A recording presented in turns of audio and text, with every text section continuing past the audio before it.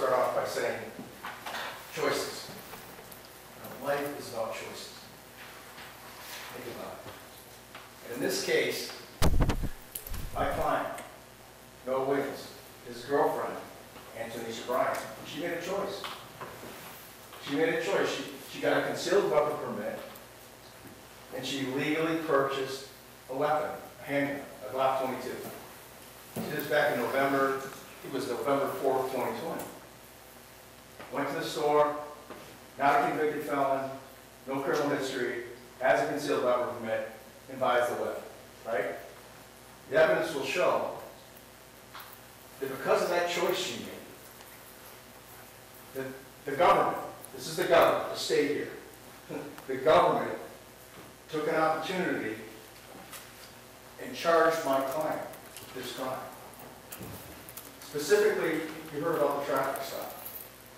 On March 4, 2021, she's in her own car with her concealed weapon permit and the gun that she bought 3 or 4 months before, back in November. She's in her own car. And the gun is disassembled. The cartridge is out of the gun. It's in the glove box. Suppose that she gets pulled over on a routine traffic stop, and again, you folks will have the best opportunity to look at those videos and see how routine this is, okay? Gets pulled over, allegedly for speeding. The officer talks to her and says, look, I was in a hurry, I was running low on gas, I might have been speeding. They get consent. You'll hear that in the video. And she says, sure. And she tells the officer that her gun is in the glove box. So she consents to it. They do the search. Mr. Williams happens to be sitting in the passenger seat. They discover the gun. They go through the whole routine of obtaining that gun. Most importantly, he's not arrested that night. Right? So there's nothing, he's detained, but he's not arrested that night. It's not until months later when the DNA results are collected, I guess the DNA is collected, the DNA results are run, they decide that they're going to arrest our client, Noah Williams. Now, my name is Dan Eckhart. You didn't hear me speak until just now. Mr. Bigney's been the star of the show so far. And everybody's different. And that's something I just want to get out there. I'm different than the prosecutor. I'm different than Mr. Bigney. Everybody's got a different style and different presentation. Our hair is different. We look different. You may not like me. You may not like Mr. Bigney. But you can't hold that against us, right? You have to judge our client on whether the state has proved its case. So what I'm going to do is go through some of the instructions. Not all of them, because the judge is the one that's ultimately going to give you the charging instruction on what you need to find in order to assess whether my client, Noah Williams, actually possessed a firearm between November 4th, 2020 and March 4th, 2021. But I do want to show you the fundamental instruction, and that's this. Possession of a firearm by a convicted felon. Let me move this over so we can all look at it closely. There's 2 elements. We talked about elements during jury instruction. Well, the first element, we're going to concede that. You're going to hear a stipulation. Meaning that's an agreement. We've agreed with the state. Mr. Williams was a convicted felon during the time of this time frame, from November to March. He was a convicted felon. So we scratch that one off. Got that one covered. And the second one, after conviction, he knowingly owned or knowingly had in his care, custody, possession, or control of firearm. That's it.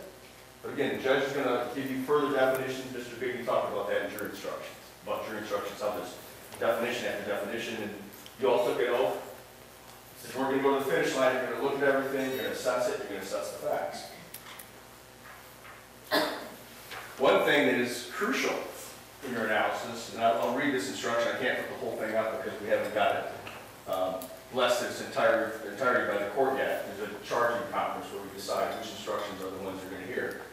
But this is crucial, and I wish you do have this. This is great. This will help you. Or you can take notes. Mere proximity to a firearm does not establish that the person intentionally exercised control over it in the absence of additional evidence. I'll read that again. And you'll see it in the instruction. Mere proximity as being closeness. to a firearm does not establish that a person intentionally exercised control over it in the absence of additional evidence.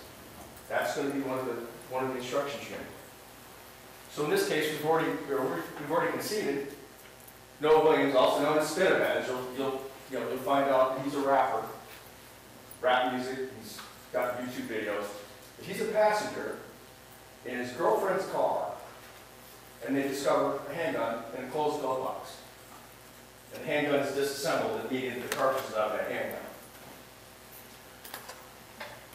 But again, that's one thing you have to look at. Is that enough that the government can show that he's in close proximity to that handgun? Because in order for you to get there, we've talked about this, and I'm not going to read all over this again. You're going to hear it again from the judge, and you heard it during during jury selection. You have to presume he's innocent. Mr. Bigney used the Abe Lincoln example, and he stays. The presumption of innocence stays with the defendant until he's proven otherwise. And of course, the state has the burden of proving beyond a reasonable doubt. He's not required to prove anything. And then here's where you'll get reasonable doubt. And it's there. And you'll have, again, an opportunity with the jury instructions to look at that and decide in your own mind what that means. But it's the highest legal standard. We talk about what is something more likely than not, or maybe somebody did something, or I kind of think he did something, or based on what was said, again, what was said by the prosecutor is not evidence. Well, that sounds pretty bad. He must have done it. That's not the standard. This is the standard. And again, a reasonable doubt may arise from the evidence, a conflict of evidence, or the lack of evidence. And that's where this is going to get a little bit more interesting. Okay, so far, I've talked to you, and I've showed you some jury instructions, and I know you had heard from the judge this morning, and now you've heard from the prosecutor. Let's try to be a little more creative with your presentation. Again, I'm different than the prosecutor. I'm different than Mr. Big. How many folks like arts and crafts? Try to change the tune here. I've got to show hands. Okay, I love arts and crafts, but I'm terrible at it. But you know what? This is my opportunity to shine. So we're going to go ahead and I'm going to show you something that I think is going to help you in your assessment. Basically summarizes the evidence in the case and science in this case. What I'm going to draw is a wheel. I'm going to try to make this so that it's in the middle, BRD, with a question mark. And that means beyond a reasonable doubt. Question. So far, it's a blank piece of paper on my wheel, but they're also supposed to know. Well, let's start off with the traffic stop. As I said, routine traffic stop, supposedly speed, she consents to the search of the car. There's another individual in the back seat, Mr. Noah, sitting in the passenger seat. They find a weapon, right? They find a Glock 22. She consents. He's not arrested that night. He's detained. So we've got that fact. And like I said, he wasn't arrested until much later. He wasn't arrested until May of 2021. Because between the traffic stop in March and May of 21, we heard about the DNA results, right? His DNA is on the gun. But one of the things that wasn't mentioned that is absolutely crucial is the percentages of DNA on that gun. The percentages, right? What you have is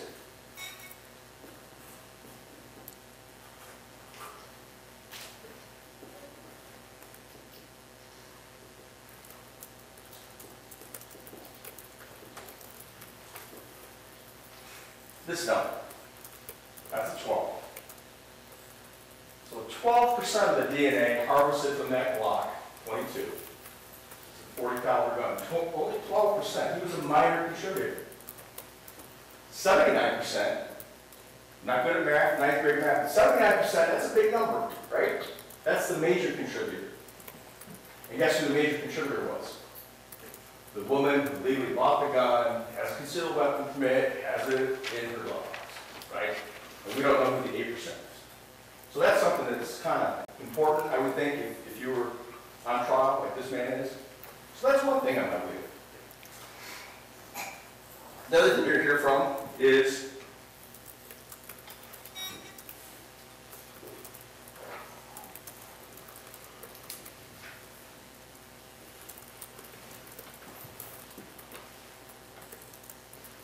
you're going to hear about this. That says indirect transfer.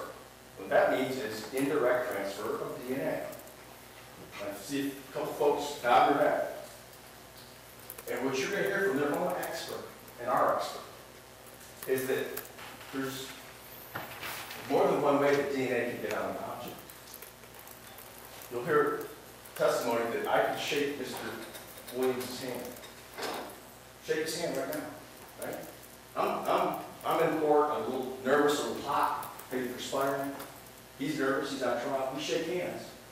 I put my hand on this podium, and their own experts can admit, you know what? Mr. Noah Williams, his DNA can be on this podium. Never touched it, but it could be. That's indirect transfer. You're going to hear testimony about that. You also hear testimony that, depending on a lot of variables, more of his DNA could be on this podium than my DNA. For how much he's perspiring, how much DNA he shed. So that's another issue. The other thing you're going to find under DNA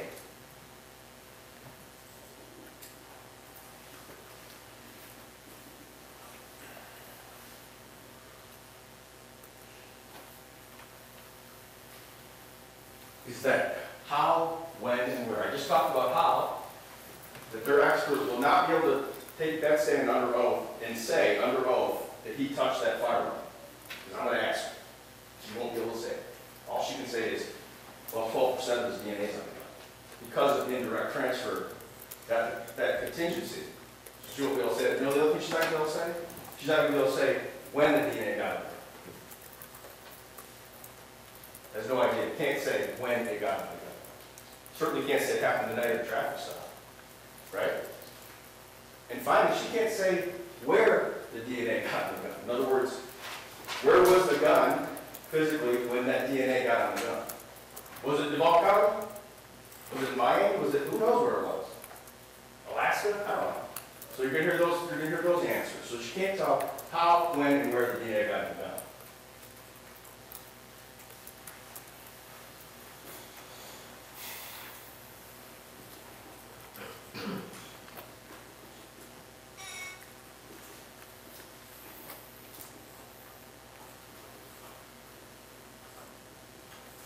The other thing you're not going to have from, I think it's Walslewick is his name. I don't know if he's a sworn officer or if he's a retired officer. He does DNA, not analysis, but he does, I guess, DNA harvesting is a better way to describe it, of handguns. So he's the person that once he gets it evidence, he swabs the gun and tries to find the DNA. But you're going to hear him admit, and from our expert, possibly from their own expert, Mr. Don, that he didn't keep any notes. No notes. In other words, if I can get my phone, try to get my phone real quick, or give me a phone, David. Thank you. So let's pretend I don't have the firearms on evidence, right? He's going to say, well, I typically take it from, all the surfaces that somebody could have touched. But unlike, he doesn't have a chart, he doesn't have a checklist, he doesn't have any notes, so we don't know where in that gun that DNA was harvested, that 12%. His 12%, was it taken off the tip of the gun? Was it taken off of someplace at the bottom of the gun? All things that would, I guess, be important, according to our expert, is to where on the gun that DNA came from. The other thing you're going to find, talked about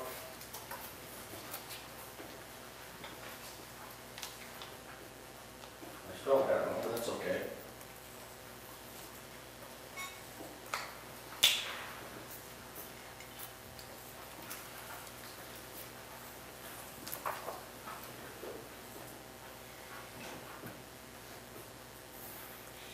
There was no analysis of the bullets that were in the handgun.